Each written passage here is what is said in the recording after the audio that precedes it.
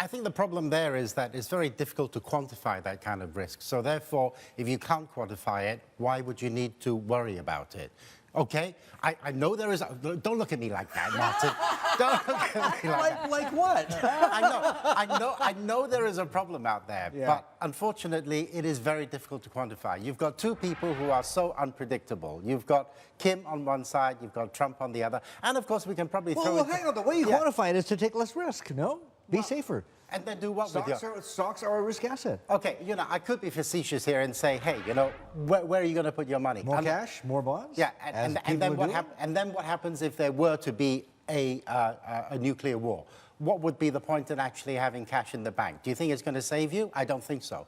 Is it going to save you if it's under your bed? I don't think so either. Build a bunker, I don't know. Well, I know, but that is being a bit facetious. But that is, you know, at the extreme. And you sort of say, if you can't quantify it, why would you want to worry about it? Because you need to protect yourself from that. How though? But there are so many risks out there that you can't quantify. Well, exactly, yeah. So therefore, just focus on the things that you can, and which is you have a look at interest rates, you have a look at valuations, and say... But how can you quantify the uncertainty that surrounds the Fed at the moment? We don't know how many times the Fed's going to move next year. How do you quantify that risk? Well, I think we have a pretty good idea that they are going to increase interest rates in December this year, probably 3 next year, and then 2 in 2019. So that gives me 6 interest rate increases. I think I've got the sums right, 3, 4, 5, 6, yeah. 6 interest rate increases. So therefore, we have some idea.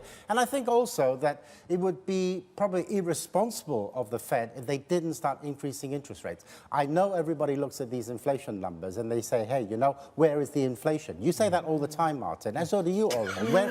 Where is the inflation? But you say it as if it's a bad thing. No, I don't. I say it because it's a real thing, right? There is very little inflation out there. Yeah. But it doesn't really take an awful lot to actually get inflation. Look at the UK. All it took was the sterling to fall a little, and suddenly Mark Carney is panicking, and he's going, right, we're going to have to increase interest rates. But just on that point, David, there's such a lot of unknowns at the moment when it comes to the Fed. Yes, you've talked about the fact that there could be 6 rate rises in the next 12 to 18 months, or longer than that. But we don't know that. Plus, we don't know what the composition of the Fed is going to look like in the coming 6 to 12 months. And that could have a huge influence on the direction of monetary policy and indeed whether or not we have interest rate hikes at all. Of course. So therefore, you have to focus on what you know. I don't know if I'm going to be sitting here in 5 minutes' time because you could kick me out of the studio, in which case I wouldn't be... It's actually growing larger. You're giving us ideas here.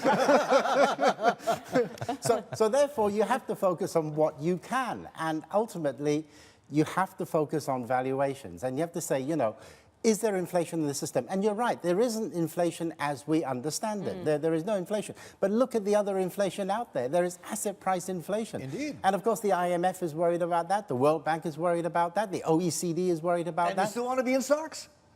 Well, yeah, because, you know, I think that the problem is it is the asset price inflation that is distorting the stock market and depressing, you know, the valuations in the stock market. Singapore is only valued on a price-to-earnings ratio of 11, right? It means that you're paying $11 for every dollar of profit that these companies make. If the Singapore companies were to pay out all of that profit as dividends, it would be equivalent to a 9% yield, for goodness sake, yeah? Where are you going to get 9% yield, Martin? You show me and I'll go.